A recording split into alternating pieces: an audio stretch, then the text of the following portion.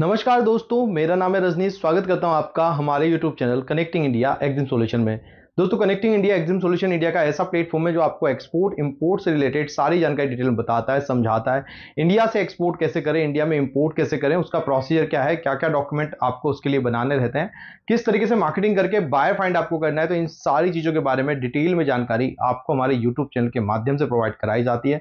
तो इसी के साथ मैं आपसे रिक्वेस्ट करूंगा कि अगर आप हमारे यूट्यूब चैनल पर नए हैं तो हमारे चैनल को सब्सक्राइब करें, बेल आइकन को प्रेस करें, ताकि आपको हमारे आगे आने वाले वीडियोस की नोटिफिकेशन मिलते रहें। दोस्तों, वीडियो में बढ़ते आगे बात कर लेते हैं आज हमारे सबसे इंपॉर्टेंट टॉपिक की एलसीएल और एफसीएल शिपमेंट के बारे में। जी हाँ दोस्तों, ये हमारा 2024 का एक्सपोर्ट इंपोर्ट नॉलेज सीरीज का नेक्स्ट वीडियो है, जिसके अंदर हम आपको बताएंगे कि आप कितना एक्सपोर्ट कर पाएंगे। कई लोग पूछते हैं, सर मेरे पास पूरा 28 टन का वेट नहीं है, तो मैं क्या 1 टन भी एक्सपोर्ट कर सकता हूँ, 500 किलो भी कर सकता हूँ, या 2 टन भी एक्सपोर्ट कर सकता हूँ? तो ये सब किस तरीके से होगा, किस मोड में होगा, और अगर फुल कंटेनर करें तो किस तरीके से रहता है। तो यहां पे हम आपको बताने जा रहे हैं एक्सपोर्ट्स के टाइप्स के अंदर किस तरीके से आप एलसीएल और एफसीएल कंटेनर का एक्सपोर्ट। तो चलिए दोस्तों, वीडियो को शुरू करते हैं।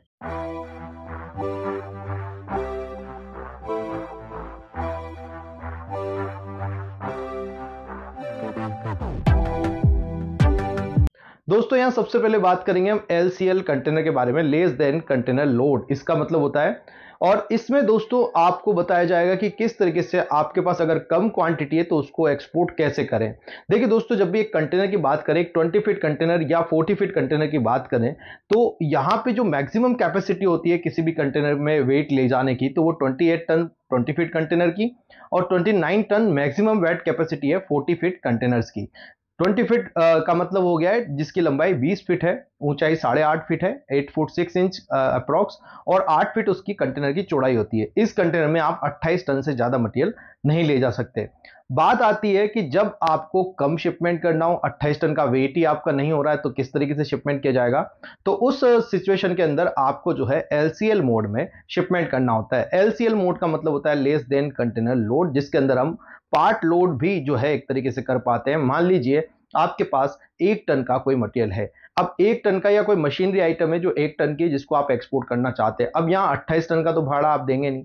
अब ये डिपेंड करेगा कि उस मशीनरी को पैकेजिंग करने में कितना आपका जो है बॉक्सेस का लंबाई चौड़ाई ऊंचाई कितना रहा है, और वो कंटेनर के अंदर कितना स्पेस आपका ले लेगा। उसी हिसाब से फिर आपसे यहाँ पे चार्ज किया जाएगा। तो ऐसा नहीं है कि आपके पास 28 टन का वेट हो तभी आप एक्सपोर्ट कर पाएंगे। आप एलसीएल कार्गो में भी एक्सपोर्ट कर सकते हैं। आपका मटेरियल जब कंटेनर के अंदर भरा जाएगा तो वहां पे क्या होगा कि कुछ और एक्सपोर्टर के मटेरियल भी उसके साथ में रखे जाएंगे और सेम डेस्टिनेशन के लिए वो रहेंगे। अब यहाँ पे जो है आपको थोड़ा सा टाइम लग सकता है, क्योंकि जब तक वो कंटेनर भरेगा नहीं, उसमें पूरा 28 टन का लोड नहीं आएगा, या और कुछ एक्सपोर्टर्स के जो मटेरियल नहीं जाएंगे, या उसका टोटल जो फ्रेट है कंटेनर का वो अगर नहीं बनेगा, जब तक आपका मटेरियल वहीं पे होल्ड पे रहेगा। और कुछ डिटेंशन चार्जेस भी आपको इसमें लग सकते हैं, क्योंकि आपका वेसल कई बार स्किप भी हो सकता है एलसीएल मोड में। तो आप जहां पे ज्यादा से ज्यादा एलसीएल मोड में शिपमेंट होता हो, जैसे दिल्ली का तुगलकाबाद आईसीडी हो गया, या डायरेक्ट मुंबई नावा शेवा पोर्ट हो गया, ऐसे ही पोर्ट से आप एलसीएल में काम करें, बाकी किसी और आईसीडी में ना करें, या अहमदाबाद आईसीडी से भी आप कर सकते हैं। तो इन्हीं आईसीडी से आप एलसीएल शिपमेंट जो है जनरली कर पाएंगे। मोस्टली आपको दिल्ली तुगलकाबाद आईसीडी से आप कर पाएंगे। तो यहाँ पे आपको जब कंटेनर भरा जाएगा तो उसमें आप देखा जाएगा कि आपका जो है कोई भी कार्गो है वो कितनी जगह कंटेनर के अंदर ले रहा है। तो यहाँ पे दो तरीके से आपसे चार्ज किया जाएगा। एक तो होगा आपका सीबीएम बेसिस पे, दूसरा होगा वेट बेसिस पे। अगर कोई मशीनरी मान लीजिए छोटी सी है और उसका वेट ही 1 टन आ रहा है, बट वो जगह ज्यादा घेर नहीं रही है कंटेनर के अंदर, तो उसका जो है यहाँ पे आपको वेट के अकॉर्डिंगली चार्ज किया जाएगा। दूसरा, अगर मान लीजिए आप मखाना जैसे एक ऐसा प्रोडक्ट है, अब वो 1 टन भी अगर आप भरेंगे तो वो करीब करीब 25% ऑफ टोटल कंटेनर की जगह जो है कवर कर लेगा। तो जब 25% कवर कर लिया तो फिर आपका उस 25% के कवर जो उस एरिया के अकॉर्डिंगली ही आपसे चार्ज किया जाएगा कि आपकी पैकेजिंग किस तरीके से रही है। तो वो सीबीएम बेसिस पे फिर आपसे कैलकुलेट किया जाएगा। कहने का मतलब ये है कि या किलो ज्यादा हो, या तो वेट ज्यादा हो, या उसका सीबीएम ज्यादा हो, उसी बेसिस पे आपसे जो भी हायर वैल्यू रहेगी उसी से ही चार्ज किया जाएगा। डिपेंड करता है प्रोडक्ट क्या है, कितना वेट है, क्या सीबीएम वैल्यू बनती है, उसी हिसाब से आपसे जो है एलसीएल मोड में चार्ज किया जाता है। मैक्सिमम अगर आप देखें तो एलसीएल आपका बाय एयर तो हमेशा ही एलसीएल ही जाता है, चाहे 1 टन हो, 500 किलो, 1000 किलो, बाय एयर आप एक्सपोर्ट कर सकते हैं। बट बाय एयर एक्सपोर्ट करने में आपका जो है यहाँ पे मटेरियल का कॉस्ट ज्यादा आता है। बाय कुरियर भी आप 10 किलो, 50 किलो, 100 किलो एक्सपोर्ट कर सकते हैं, बट यहाँ पे भी कुरियर कॉस्ट आपको ज्यादा पड़ता है। अगर आपको किफायती दरों के अंदर एलसीएल मोड में शिपमेंट करना है, 50 kilo, 100 kilo, 500, 1000 kilo, 2000 kilo, 5 ton, इस तरीके का शिपमेंट आपको करना है, तो आप जनरली जो है शिपिंग के थ्रू ही मटेरियल भेजें, जिससे आपको जो है थोड़ा सस्ता पड़ेगा, बट यहाँ टाइम ज्यादा लगेगा। ये उसी तरीके से है कि जैसे कि आप मान लीजिए किसी स्टेशन से बाहर आते हैं और यहाँ पे आप किसी शेयरिंग गाड़ी को आप करते हैं और उसके अंदर 4 पैसेंजर बैठ के आगे जाते हैं, तो अब हर पैसेंजर को अलग अलग जगह उतारा जाएगा और हो सकता है किसी और पैसेंजर को बिठाया भी जाए, तो यहाँ पे आपको टाइम भी ज्यादा लग जाएगा। तो इसी तरीके से आपका एलसीएल शिपमेंट होता है। इसमें आपका 3-4 जनों का मटेरियल एक साथ भरा जाएगा, 3-4 एक्सपोर्टर का मटेरियल रखा जाएगा और कहीं पे मटेरियल को उतारा जाएगा, कहीं चढ़ाया जाएगा। इस तरीके से ये वेसल भी आपका डिले पहुंचेगा।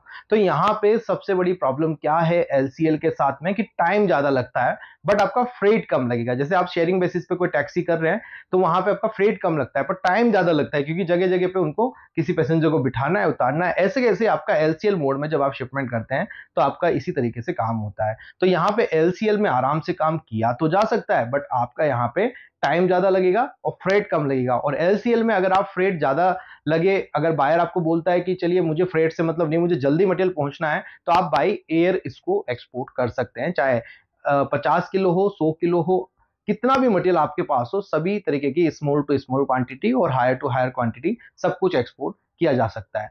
अब नेक्स्ट बात कर लेते हैं एफसीएल कंटेनर की, जिसका मतलब होता है full container load. FCL container में पूरा 28 टन हो या 20 टन हो, 20 से लेकर 28 टन तक का आपका एफसीएल चला जाता है। 15 टन 16 टन भी करके पूरा एक कंटेनर अपना ही बुक कर सकते हैं, चाहे आपके मटेरियल कितना भी हो। अगर आपको पूरा कंटेनर बैठ रहा है, जैसे मान लीजिए दुबई आपको एक्सपोर्ट करना है, अब उस पूरे कंटेनर की वैल्यू ही $100 है। मतलब जो फ्रेट लग रहा है दुबई जाने का, $100, $200, $300 कई बार इतना रह सकता है। तो अगर आपको लगता है कि ये हमारी कॉस्टिंग में बैठ सकता है और बायर इसको पे कर देगा और 15 टन 20 टन भी आपका मटेरियल जा रहा है, तो भी आप पूरा ही कंटेनर बुक कर सकते हैं। ये उसी तरीके से कि जैसे कि आपने डायरेक्टली एक टैक्सी बुक करी, आप अकेले उसमें बैठे, कोई शेयरिंग बेसिस नहीं है, आप सीधे 10 मिनट में अपनी डेस्टिनेशन पे पहुंच जाते हैं। शेयरिंग में जैसे मैंने बताया कि एलसीएल मोड में आपको जगह जगह रुकना पड़ेगा, पर आपका फ्रेट जो है 4 जनों में बढ़ जाता है। इसी तरीके से एफसीएल के अंदर फ्रेट जो है आपको ही पूरा देना है, पर पूरा कंटेनर आपके लिए बुक रहेगा, पूरा वेसल आपके लिए बुक रहेगा, जिसमें आपका कंटेनर जाएगा, वो वेसल का, उस वेसल में जो है आपके कंटेनर का स्पेस बुक रहेगा और फिर वो वेसल आपका मटेरियल जल्दी से जल्दी लेके चला जाएगा। एवरी 7 डेज में मोस्ट ऑफ द डेस्टिनेशन के लिए वेसल आपको मिल जाते हैं, जहाज मिल जाते हैं और उन पे आपका मटेरियल लोड होकर चला जाता है। बट एलसीएल मोड में यहाँ पे आपको टाइम ज्यादा लग जाता है और वेसल टू वेसल स्किप करने पड़ जाते हैं जब अगर पूरे कंटेनर का लोड नहीं हो पाता है। और एफसीएल में आपको ये टेंशन करने की जरूरत नहीं है, बस यहाँ पे फ्रेट थोड़ा सा आपको ज्यादा लग जाएगा। फ्रेट ज्यादा लगने से भी ये मतलब है कि आपकी उसमें क्वांटिटी भी ज्यादा चली जाएगी। तो अगर आपका बायर उसको बियर करने को तैयार है, देखिए हर केस में जो भी कॉस्टिंग प्रिपेयर की जाती है, तो उसमें जो कंटेनर फ्रेट हो गया है, मटेरियल कॉस्ट हो गया है, मार्जिन हो गया है, सीएचए चार्जेस, जो भी चार्जेस आप ऐड करते हैं वो सब कुछ देने अल्टीमेटली बायर को ही होते हैं। तो हमेशा आपको सारे चार्जेस बायर से ही लेने हैं। तो अगर आपका बायर एग्री कर रहा है कि फुल कंटेनर आप कर लीजिए, 15 टन मटेरियल, कोई दिक्कत नहीं, आप फुल कंटेनर कर लीजिए, मुझे कंटेनर जो है टाइमली चाहिए, जल्दी डिलीवरी चाहिए उसकी, और मुझे जो है आप पूरा का पूरा कंटेनर बुक करके दे दीजिए, तो आप जो है उसको कंटेनर को बुक करें, बायर से सारा पैसा चार्ज करें और आराम से जो है इसको एक्सपोर्ट कर पाएंगे। तो इस तरीके से मैंने आपको बताया दोस्तों एलसीएल और एफसीएल में किस तरीके से आप जो है शिपमेंट कर पाएंगे। आई होप वीडियो में दी गई जानकारी आपको पसंद आई होगी। अगर आप सीखना चाहते हैं कंप्लीटली एक्सपोर्ट एंड इंपोर्ट, तो आप ज्वाइन कर सकते हैं हमारा 7 डेज का ऑनलाइन ट्रेनिंग प्रोग्राम, जिसके अंदर मैं आपको गाइड करता हूं कि इंडिया से कैसे एक्सपोर्ट करें, क्या प्रोसीजर है, क्या डॉक्यूमेंट आपको बनाना है, मार्केटिंग कैसे करनी है, बायर कैसे ढूंढना है, पेमेंट कैसे लेना है, शिपिंग कैसे करना है। लाइव बायर फाइंड करके मैं आपको जो है ट्रेनिंग सेशन में दिखाता हूं और हम कैसे एक्सपोर्ट करते हैं